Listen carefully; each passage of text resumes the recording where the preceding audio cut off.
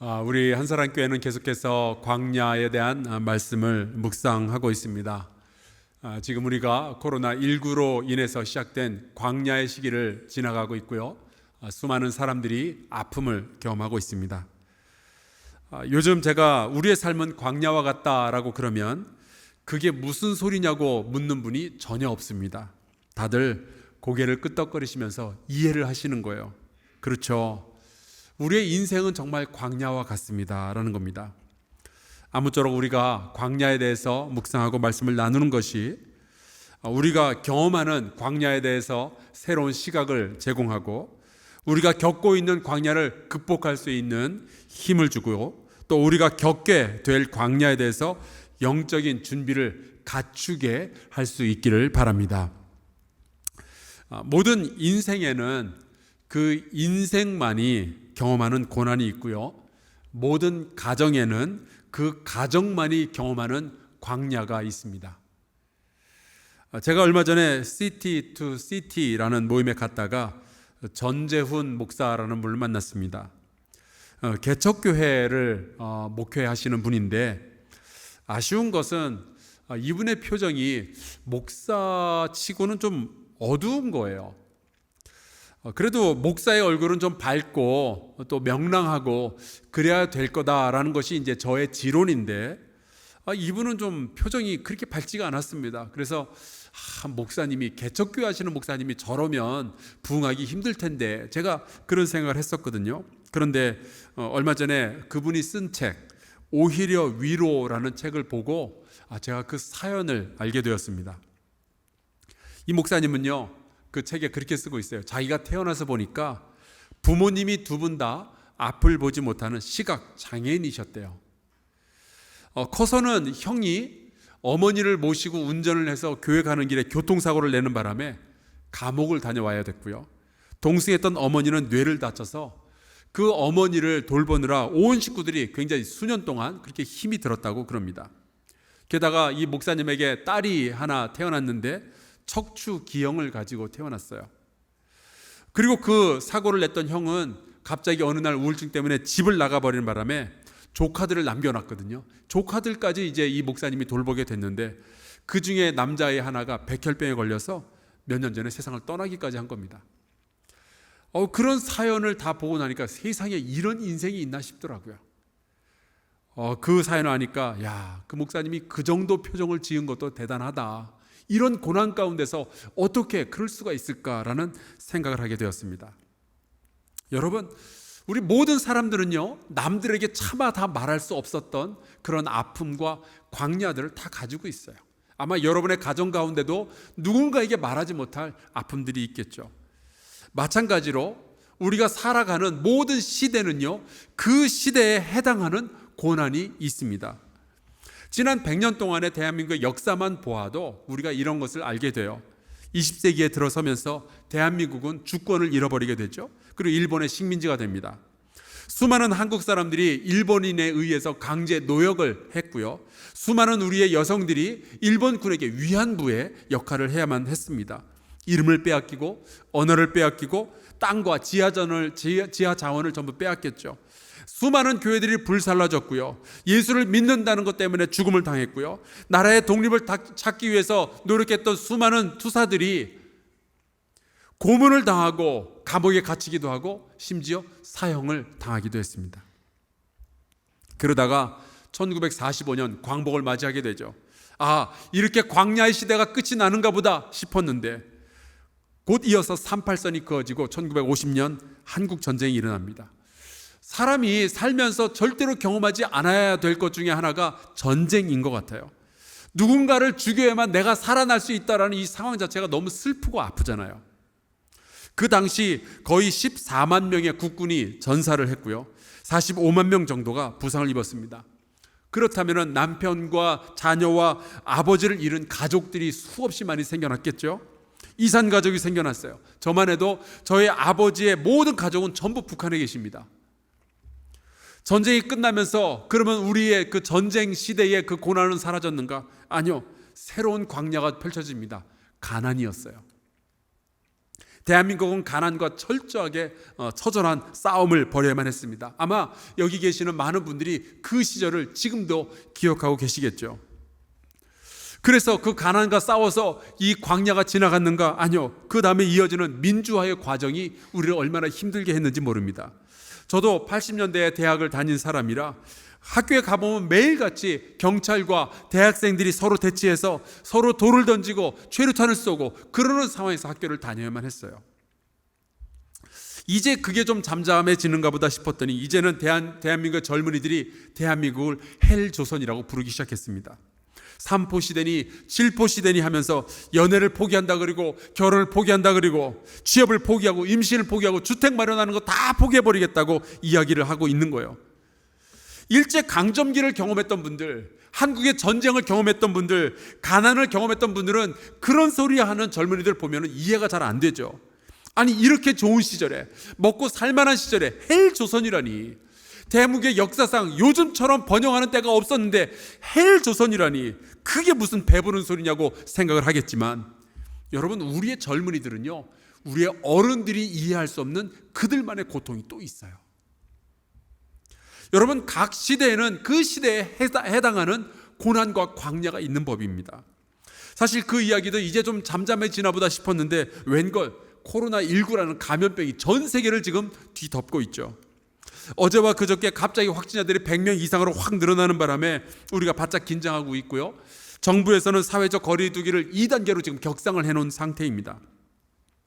전 세계적으로는 2천만 명이 넘는 확진자가 나왔고 그 중에 70만 명이 죽었어요. 앞으로 한 해 동안 딱 1년 동안 전 세계적으로 9조 달러가 사라진다 그래요. IMF가 몇 달 전에 그것을 발표했습니다. 9조 달러면은 우리나라 돈으로 1경 1천억 원이에요. 도대체 경이라는 숫자 여러분 세어보셨어요? 조까지도 안 가보셨죠? 세상에 이런 날이 올 줄 우리가 어떻게 알았겠어요? 여러분 그 시대에는 그 시대가 감당해야 되는 광야가 있게 마련이에요.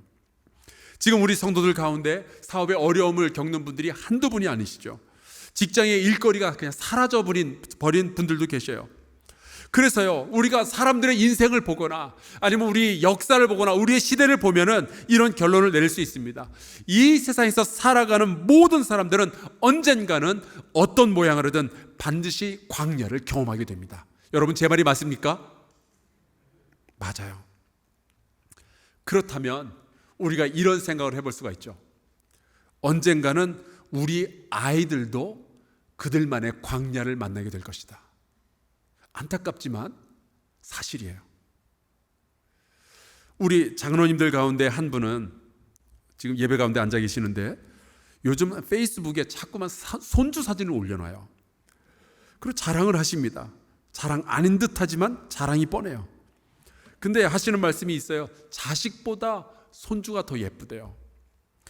이 자리에 손주 있는 분들 계시죠? 한번 손 들어보시겠어요? 손주 있다. 예. 혹시 여러분들 가운데 생각해 보니까 내 자식보다 손주가 더 예쁜 것 같다. 손 들어보세요. 대부분이죠. 제가 나이가 50대 중반이 되니까 제가 이제 교제하는 목사님들의 자녀들이 자꾸 결혼을 합니다. 그리고 그 자녀들이 이제 또 자식을 낳는 거예요. 손주가 생기면 그렇게 자기 그 손주 사진을 그렇게 보여주려고 그래요. 보기 싫다는데도 자꾸만 꺼내놔요. 막 이랬다 저랬다 자랑도 하시고. 그런데 여러분 현실을 보면 그 이쁜 손주도 언젠가는 그 아이가 감당해야만 하는 광야를 경험하게 될 거예요.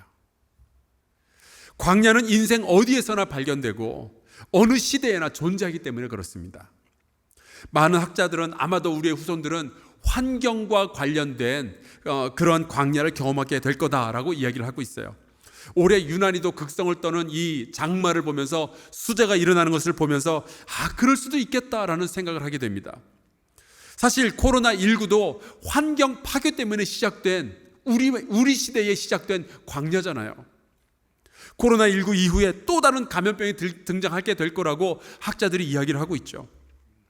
우리의 아이들, 눈에 넣어도 아프지 않을 것 같은 우리의 손주들, 이 아이들은 그들만이 경험하는 광야가 있게 될 거예요. 자, 그렇다면 그 아이들에게 우리는 무슨 이야기를 해줘야 될까요?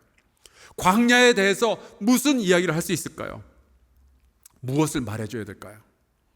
오늘 우리가 읽은 이 시편 78편에 바로 그 내용이 기록되어 있습니다. 이 시편 78편은 아삽의 맞쓰길이라고 제목이 붙어 있는데요. 아삽은 이 시를 쓴 시인의 이름이고요. 맞쓰길이라는 말은 교훈이라는 뜻입니다. 그러니까 교훈적인 시이에요. 이 시에 누군가가 이제 곡을 붙이게 될 거고요. 사람들은 이 노래를 부르면서 후손들에게 너희가 앞으로 광야를 만나거든 이것을 기억해야 된다라고 가르쳐 주게 될 거예요. 그렇다면 이 아삽이라는 사람은 애초에 왜 이런 노래를 만들게 된 걸까요? 5절에 우리가 읽지는 않았지만 5절에 이렇게 이유를 말하고 있습니다. 여호와께서 증거를 야곱에게 세우시며 법도를 이스라엘에게 정하시고 우리 조상들에게 명령하사 그들의 자손에게 알리라 하셨으니. 여러분, 우리 부모 세대는요 후손들에게 알려야 할 의무가 있는 거예요. 왜? 하나님께서 말씀하셨으니까. 자, 그렇다면 하나님은 왜 아삽한테 이런 이야기들을 후손에게 알리라라고 말씀을 하신 걸까요? 그 해답이 8절에 나와 있습니다.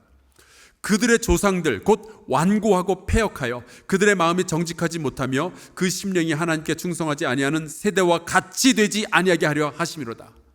이 전 세대보다 우리의 다음 세대가 더 나은 세대가 되도록 하기 위해서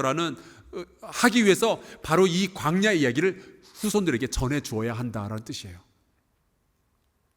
광야를 경험하면서 우리가 실수하는 것들이 있죠. 지금 우리 세대가 잘못하는 것들이 있죠. 이것이 반복되지 않기 위해서는 우리가 반드시 우리의 후손들에게 광야의 이야기를 전달해 주어야 한다라는 겁니다. 그런데요, 여러분, 다시 한번 말씀드리지만 우리의 후손들이 경험할 광야는 우리가 경험해 본 광야와는 완전히 차원이 다를 거예요. 우리는 지금 상상하지 못하는 새로운 광야가 그들에게 준비되어 있을 거예요.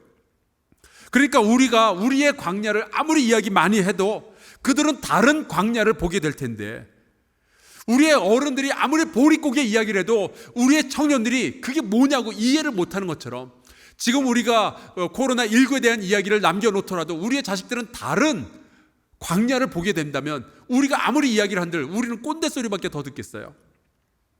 하지만 여러분, 우리가 광야의 이야기를 나누는 것은, 우리의 후손들에게 전하는 것은 광야에 대한 이야기를 하려는 것이 아니라, 우리가 얼마나 열심히 싸웠는지 그 이야기를 하려는 것이 아니라 그 광야 안에서 함께 해주셨던 하나님에 대한 이야기를 하고 싶은 거예요. 아삽은 이 시를 통해서 광야에 대한 이야기가 아니라 그 광야 동안에 우리를 지켜주셨던 여호와 하나님에 대한 소식을 후손들에게 말하고 싶은 거죠. 여러분, 광야는요 사람에 따라서, 그 사람의 인생 여정을 따라서 또는 시대에 따라서, 상황에 따라서 계속 변화가 됩니다. 하지만 그 광야 가운데 함께 해주시고 우리를 붙들어 주신 하나님은 영원히 동일하신 하나님이심을 믿습니다. 그 하나님을 말해줘야 된다는 거예요. 그래서 아삽이 이렇게 말합니다. 우리가 4절입니다. 우리가 이를 그들의 자손에게 숨기지 아니하고 여호와의 영예와 그의 능력과 그가 행하신 기이한 사적을 후대에 전하리로다. 어떤 광야냐가 아니고 그 광야 속에서 어떤 하나님을 만났느냐, 이것을 전해줘야 한다는 거죠. 자, 그렇게 해서 우리가 그 하나님을 전하면 어떤 일이 벌어지게 되는가? 7절에 이렇게 말씀합니다. 그들로 그들의 소망을 하나님께 두며. 우리의 후손들이 살다 어떤 광야를 만나게 될지 지금 우리는 알 수 없지만 그들이 그 고난 가운데서, 그 광야 속에서 소망을 하나님께만 둘 수 있다면 그걸로 족하다는 거예요. 우리가 후손들을 위해서 할 일은 그들이 절대로 고난을 겪지 않도록 우리가 열심히 애쓰고 노력하는 것이 아니고, 고난 속에서도 하나님께 소망을 두도록 만들어주는 것, 가르치는 것, 그게 우리 어른들이 해야 할 몫이다 하는 겁니다. 여러분의 자녀들과 여러분의 손주들이 어떤 광야를 지나가게 될지는 모르겠지만 그 고난 속에서 그들이 여호와 하나님을 바라보고 여호와 하나님께 소망을 둘 수만 있다면 그들은 절대로 고난 속에서도 무너지지 아니하고 그 두렵고 큰 광야를 이겨내게 될 줄로 믿습니다. 왜냐하면 광야가 크고 두렵지만 하나님은 그보다 훨씬 더 크신 분이시기 때문에 그래요. 시편 78편을 읽으면서 제가 깨닫는 것이 있습니다. 지금 아삽은 이스라엘 백성들에게 과거에 있었던 광야 이야기를 해주고 있거든요. 하지만 여러분, 과거의 광야를 기억하는 것은 과거에 묶여 있다는 뜻이 아니고 이스라엘 백성의 후손들의 미래를 준비하는 사실이었다라는 거예요. 여러분, 과거를 기억해야 미래를 준비할 수 있습니다. 우리의 후손들에게 그래서 광야의 이야기, 광야에 함께 해주셨던 하나님에 대한 이야기를 해야 되는 거죠. 자, 그렇다면 이 아삽이 이스라엘의 광야를 통해서 배웠던 교훈이 무엇일까요? 오늘 말씀해 보니까 이스라엘이 아주 치명적으로 실수한 이야기가 나옵니다. 하나님께서는 이스라엘이 광야를 지나는 동안에 낮에는 구름 기둥으로, 밤에는 불 기둥으로 그들을 인도하셨죠. 목이 마를 땐 반석에서 물이 나오게 하셨고, 배가 고플 때는 만나를 내리셨고요. 그리고 메추라기를 보내주셨어요. 그런데도 이 이스라엘 백성은 하나님께 범죄하여 메마른 땅에서, 광야에서, 그들의 인생의 고난 속에서 지존자를 배반하였도다라고 말하고 있습니다. 그들은 고난 속에서 겸손해진 것이 아니고요, 오히려 두려워하며 하나님을 비난하고 때로는 불순종하고 그랬던 거예요.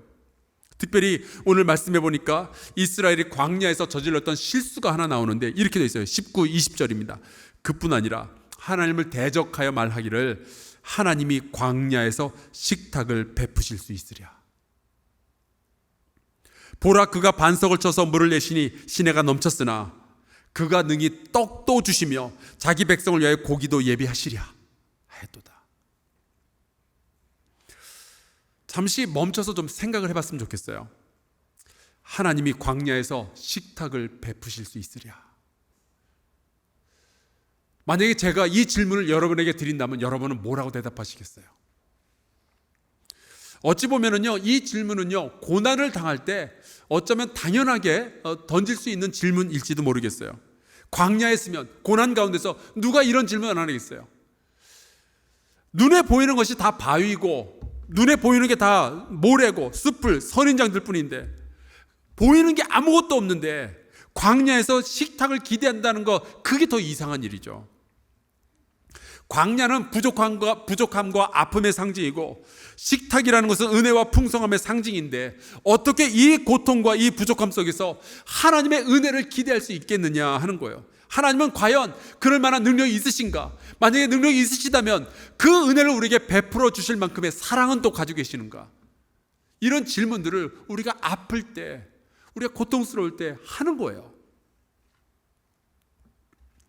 그런데 오늘 이 아삽의 글을 보니까 이렇게 질문하는 것이 여호와 하나님을 대적하는 거다라고 말하고 있습니다. 그렇다면 우리가 배울 수 있는 것이 있죠. 여러분, 하나님을 믿는 백성이 고난 가운데서 저지를 수 있는 가장 큰 실수는요, 소망을 버리는 거예요. 여호와 하나님께서 베풀어 주실 그 은혜를 기대하지 않는 것, 기대를 멈추는 게 가장 큰 죄인 거예요. 만약에 우리가 여호와 하나님께 소망을 두지 아니하고 우리가 과연 하나님께서 우리에게 식탁을 베풀어 주실 수 있겠느냐, 은혜를 베풀어 주실 수 있겠느냐, 그런 이야기를 한다면 어떻게 되는가? 33절에 이런 말씀이 나옵니다. 하나님이 그들의 날들을 헛되이 보내게 하시며 그들의 횟수를 두려움으로 보내게 하셨도다. 광야에 있는 것도 서러운데, 고난을 당하는 것도 힘든데, 그 고난의 시간이 헛되이 지나가면 얼마나 안타까운 일이냐 말이에요. 가정에 문제가 있다고, 사업이 어려워졌다고, 건강이 힘들어졌다고 두려움 속에만 남아있다면 그거 얼마나 안타까운 일이냔 말이에요. 그런데 여러분, 이게 우리만의 문제가 아닙니다. 우리만 고통스러운 게 아니에요. 우리의 후손들만 고통스러워지는 게 아니에요. 40절에 보면 이런 구절이 나옵니다. 그들이 광야에서 그에게, 하나님에게 반항하며 사막에서 그 하나님을 슬프시게 함이 몇 번인가. 여러분, 우리가 고난 속에서 소망을 잊어버리면요, 그건 하나님을 슬프시게 만드는 일이에요. 하나님은 우리 아버지시니까, 내가 너의 아버지인데 왜 나를 신뢰하지 않느냐? 내가 광야에서 물을 내고 하늘에서 만나를 내린 하나님인데 왜 소망을 버리느냐? 하나님이 슬퍼하신다라는 거예요. 성경에 보면은 하나님께서 인도하신 인생이 수도 없이 많이 나오잖아요. 아무리 힘들고 어려도 하나님께서 구원하시는 백성들이 있잖아요. 그런데 왜 하나님을 믿는다고 하면서 고난 앞에만 서면 그렇게 작아지냔 말이죠. 하나님께서 슬퍼하신대요. 사랑하는 성도 여러분, 지금 여러분의 가정 가운데 굉장한 어려움이 있을지도 모르겠어요. 여러분의 건강에 어려움이 있을지 모르겠어요. 여러분의 사업이 안 되는지도 모르겠어요. 그렇지만 절대로 소망을 버리지 아니하시기를 주의 이름으로 축원합니다. 하나님은 광야에서 식탁을 베푸실 수 있는 분이에요. 우리가 우리의 다음 세대를 위해서 우리 교육 공간을 리모델링 하겠다라는 것에 대해서 지난주에 만장일치로 그 의견을 통과를 시켰어요. 코로나19 때문에 우리가 지금 이렇게 경제적으로 어려운데 이거를 지금 해야 되느냐, 이게 가능한 일이냐, 분명 우리도요 그런 질문들을 가졌죠. 하나님께서는 과연 광야에서 식탁을 베푸실 수 있는가? 똑같은 질문이에요. 그런데 그런 질문에 대해서 우리가 구역회의에 모여서 우리 사랑하는 성도들이 이렇게 대답을 한 거예요. 그렇다, 하나님은 광야에서 식탁을 베푸시는 분이시다. 우리는 우리의 다음 세대에게 그 해답을 준 거예요.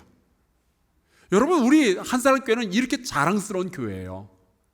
얼마나 좋은지 모르겠어요. 하나님이 광야에서 식탁을 베푸실 수 있으랴. 하나님이 과연 이 고난 가운데 있는 나에게 은혜를 베풀어 주실 것인가? 우리가 광야만 만나면, 고난만 만나면 쉴 새 없이 우리의 머릿속을 왔다 갔다 하는 질문이 바로 이런 거죠.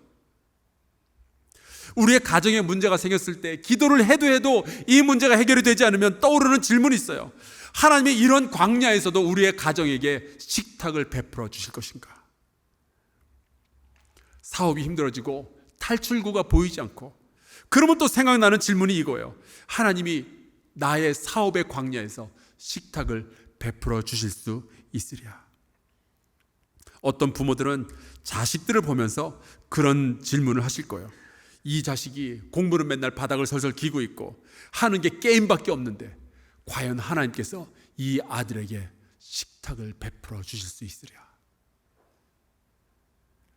요즘 나라 정치가 이상하게 돌아가죠. 그 정치를 보면서 그렇게 질문하시는 분들이 있을 거예요.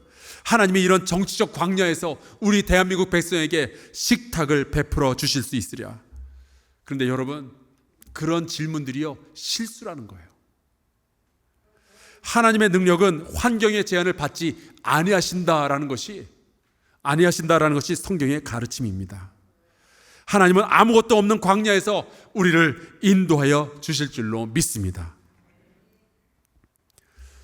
우리 후손들도 아마 이 질문을 던지게 될지도 모르겠어요. 우리가 알지 못하는 고난, 우리가 해답을 줄 수 없는 그 광야를 만났을 때 이 아이들이 물어볼 거예요. 하나님은 과연 광야에서 식탁을 베풀어 주실 수 있는 분입니까? 여러분은 어떻게 생각하고 여러분은 어떻게 믿으시며 어떤 대답을 우리의 후손들에게 전해주시겠어요? 그런 질문을 하는 후손에게 우리가 뭐라고 대답을 해줘야 될까요? 이런 거 아니에요? 얘야, 하나님은 절대로 우리를 버리지 아니하시며 하나님께 소망을 두는 자를 위하여 식탁을 예비하시는다. 이 이야기를 해줘야 되지 않겠어요? 배천덕 신부라는 분이 계셨습니다. 여러분도 많이 아시죠? 성공의 신부로서 우리나라에 오셨는데 수도원을, 예수원이라는 수도원을 설립하시고 거기에서 평생 기도하시고 가난한 자들을 돌보셨던 분이에요. 그분의 아내 되시는 현재인 사모님이 예수원 이야기, 광야에 마련된 식탁이라는 책을 내셨어요. 이 대천덕 신부님은 처음에는 성공의 신학교 학장으로 한국에 와서 이제 교수 생활을 하셨습니다. 그러던 어느 날 기도하는 가운데 하나님의 음성을 들었는데, 내가 너를 교수로 대한민국에 부른 것이 아니라 너를 가난한 자를 돌보라고 이 대한민국으로 불렀다. 그런 음성을 들으신 거예요.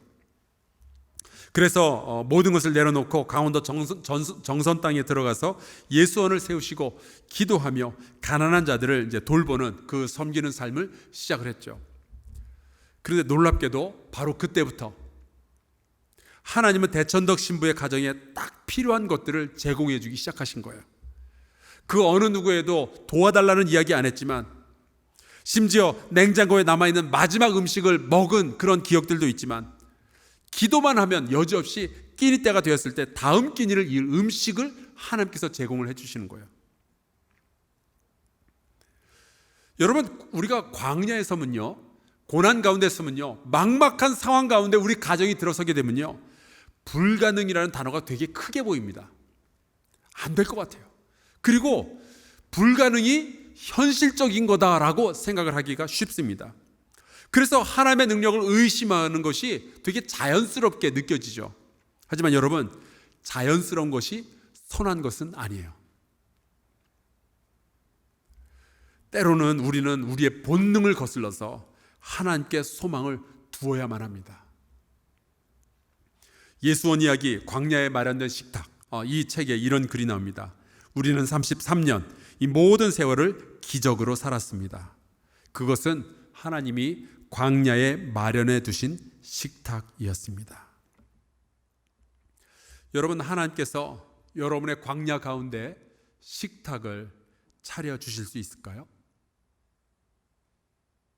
하나님은 이런 질문에 대해서 뭐라고 대답하실까요?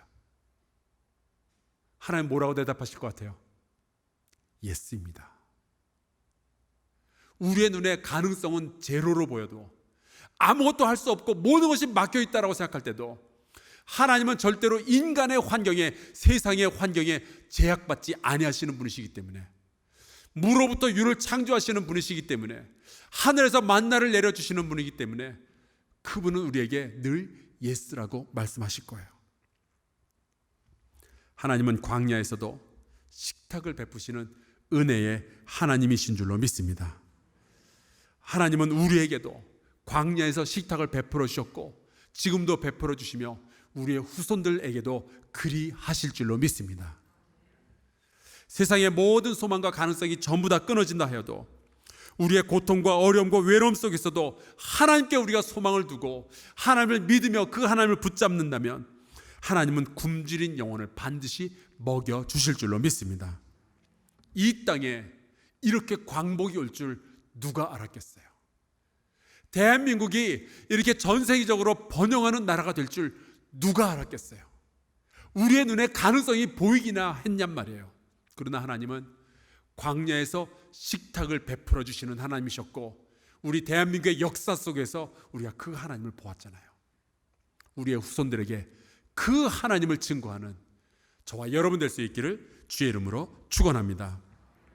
우리 함께 찬송가 부르고 기도했으면 좋겠는데, 찬송가 568장입니다. 제가 어렸을 때 참 많이 불렀던 찬송이었어요. 하나님은 나의 목자시니 내게 부족함이 없으리로다. 하나님이 함께 하시오니 내게 두려움이 없으리로다. 나로 하여금 모든 고난을 참게 하시며 하늘의 평안을 입게 하여 주시네. 나로 하여금 땅에 살아도 진리 안에서 이기고 이기게 항상 능력 주시네. 이 찬송가의 가사가 우리에게 기도의 제목이 되고요, 우리 후손들에게 가르쳐주는 교훈이 될 수 있기를 바랍니다. 우리 같이 찬송하고 기도합시다.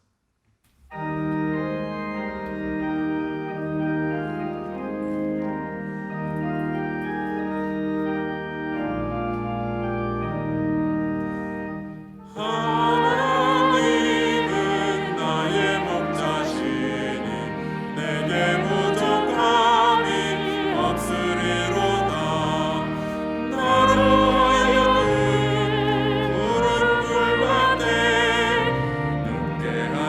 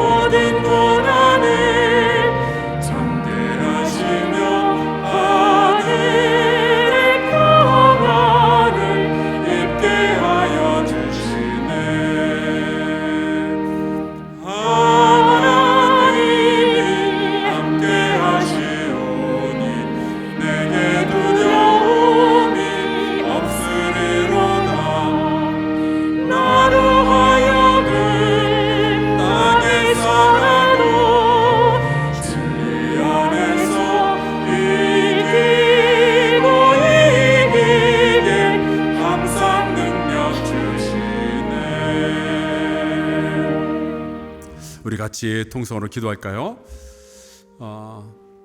우리 아프고 힘든 과정을 지나가는 많은 분들이 있죠. 이렇게 기도합시다. 하나님, 우리가 어떤 고난 속에서도 소망을 버리지 않게 하여 주옵소서. 모든 것들이 다 불가능해 보여도 하나님은 가능케 하실 것을 믿고 기대하게 하여 주시옵소서. 하나님은 광야에서도 식탁을 베푸실 수 있는 은혜의 하나님이라는 사실을 믿게 하여 주시옵소서. 특별히 하나님, 우리의 자녀들, 우리의 다음 세대가 그 하나님께 소망을 두며 어떠한 환경 중에서도 믿음으로 살아가게 하여 주시옵소서. 우리 통성으로 같이 기도합시다. 하나님 아버지, 주께서 도와주시기를 간절히 소원하고 원합니다. 우리의 삶에 어려움이 닥쳐올 때 모든 것이 안 될 것만 같고, 하나님, 모든 것이 다 망할 것 같고, 하나님, 나는 죽을 것만 같고, 그때에도 여호와 하나님은 광야에서 식탁을 베풀어 주시는 분이시라는 것을 하나님, 우리가 믿게 하여 주시기를 간절히 소원하고 원합니다. 아버지, 어렵고 힘든 상황들 우리가 당하고 있지만 이기게 하여 주시옵소서. 소망을 버리지 않게 하여 주시옵소서. 여호와 하나님 아버지, 우리의 다음 세대를 축복하며 기도합니다. 아버지 하나님이여, 우리가 알지 못하는 새로운 광야들, 하나님, 이전에 경험해보지 못했던 광야들을 만나게 될 텐데 여전히 저희를 붙드시는 이는 하나님이시니 아버지여, 저희가 생명을 주께 드리고 하나님, 소망을 주께 두고 살아갈 수 있도록 주 여호와 하나님 아버지여, 주께서 역사하여 주시옵소서.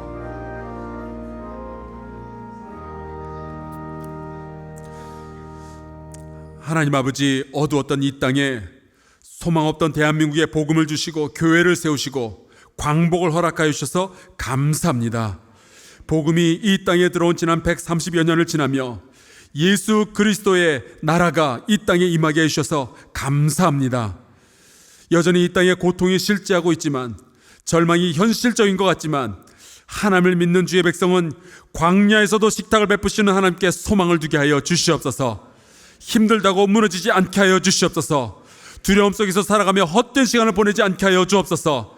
광야에서 하나님과 동행하는 우리와 우리의 자손들 될 수 있도록 주님 역사하여 주시옵소서. 예수 그리스도의 이름으로 기도하옵나이다. 아멘.